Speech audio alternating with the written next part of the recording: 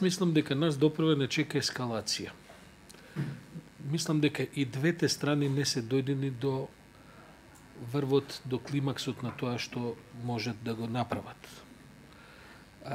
Таа ескалација, мене мислам дека мислам дека власта игра добро во рамките на тоа што може да го прави. Она е во една силна дефанзива, она си ја спасува кожата и игра точно онака како што добри советници за овој тип на кризи би ги советувале. Тоа значи ги подига влоговите. Ги подига влоговите на стравот. Меѓу она нема што друго да прави, заправо има, ама не сака тоа да го прави. Парадоксално е што секој измина ден незините чипови за преговори се поевтини и помалубројни. Маневарскиот простор за преговори им се намалува. Ако сакаше Груевски да преговара пред 4 недели, и тоа дури не мислам да преговара неопходно директно со Заев. Овдека има и луѓе кои биле и директно во преговори и се знае во Македонија дека тие преговори во одредени значени фази се водат и не директно. Меѓутоа тие решиле, некој ми рече дека Груевски изјавува веќе наоколу дека они ќе одат до крај. Што е тоа крај за Груевски, јас не знам, но знам дека сега они мора да го дочекаат Конгресот на 9 мај, бидејќи Груевски не смее да изгуби таја. Се извидам кога е? 2 и 3. Не знам. Не сум читал сега кога е после, но сакам да кажем Груевски мора да си осигура таја партиска база, без разлика на што ќе се случува со неговите државни функции, бидејќи не може да остане без некаква база на која што би можел и на која би можел да се повлече и од која би можел да преговара во иднина. Од една страна, од друга страна, тие се обидуваат на еден помалку и дешператен начин да ја вратат офанзивата во своји раце.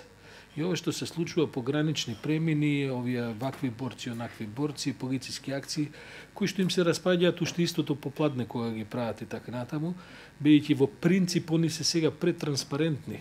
Они се дури и за нас, за граѓаниве, за аналитичарите се претранспарентни, а можем да замислам колку се транспарентни, да речеме, за некакви други формации кои што се грижат за балканските граници. Но они го прават тоа што навистина единствено може да го направат. Морат да го дигнат влогот, да ја сменат темата, со менување на темата да влезат во офанзива и тие да диктираат темпо. Видите, они се во една страшна дефанзива. Страшно погледнато од нивна страна. Од друга страна, не верувам дека тоа ќе ги доведе до поголем разум. Тие успешно ги менуваат тезите. Вчера министерката излези на целиот притисок кој што е создаден, таја менува тезата и тоа ми се чини со нивната пропаганда машинерија ќе купат уште некоја недела со оваа промена на тези. Таја одеднаш е жртва. И влегува во модалитетот на жртва. Она вика, па како ја да си дам оставка, па јас сум жртва, ја чекам Заев да си даде оставка од председател на СДСМ, зашто јас, гледате под каков притисок се наоѓам. И се тоа може да делува вака патетично, не патетично, директно глупаво делува. Меѓутоа тоа делува кога си рационален. Кога држиш јавноста во оваа кома во која што се уште се обидуваат да ја држат ни својата јака пропагандна машинерија, која инаку полека почнува да им се распаѓа, значи тие успеваат да купуваат уште време. Кога ќе дојдат до врвот на своите политики, значи при тој и СДСМ мислам дека се уште ја загрева топката за ќе му треба сигурно уште неколку недели да дојде до позиција да може да ги испука тие сите најавувани бомби кои се уште наводно ги има и така натаму, ако се однесуваат за суштински теми, да дојде до ситуација да меѓународната заедница, како што гледате во последните 2-3 недели, суштински ја менува страната. Значи, после вчерашната изјава на германската амбасадорка, која не знам што може еден странски дипломат повеќе од тоа да каже. Дури мислам дека и американецот беше поумерен. Ова е точна диагноза со вистински зборови кажана.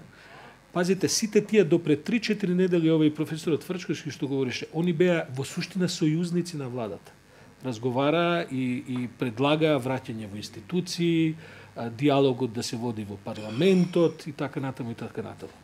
И тоа е траекторијата по која што се движи Груевски. во однос на странците. Во еден момент, а тој момент мислам дека веќе го достигна, странците мора да одберат дали ќе разговараат со диктатор, со еден класичен автократ, или ќе глумат дека тука се уште има некаков демократски капацитет каде што би можело да се преговара институционален излез од кризата. И мислам дека тоа е веќе завршена. Таа тема е затворена. Мислам дека од тука натаму се повеќе со него ќе се разговара како со еден класичен диктатор. Тоа нема да бидат лесни разговори. Тој што правите вие? Знаете како на крајот на криштата меѓународната заедница до едни ниво блефира. И кога вие ќе се решите да им го, што викаат американците, енглезите, to call the bluff, кога ќе се решите да им се спротивставите на блефот, тие знае Груевски дека нема никаква четврта флота да се сврти и да уплови во Јадранското море заради него.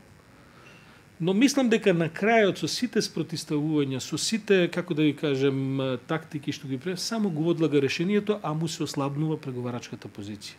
И се дига цената по која што на крајот ќе мора да ја напушти власт. Клучното прашање се разбира дали тоа ќе може да биде направено без сила и дали власта пред се е решена да примени сила. Мислам дека они веќе влегува во сценарио кога даваат сигнали дека се решени сила да применат.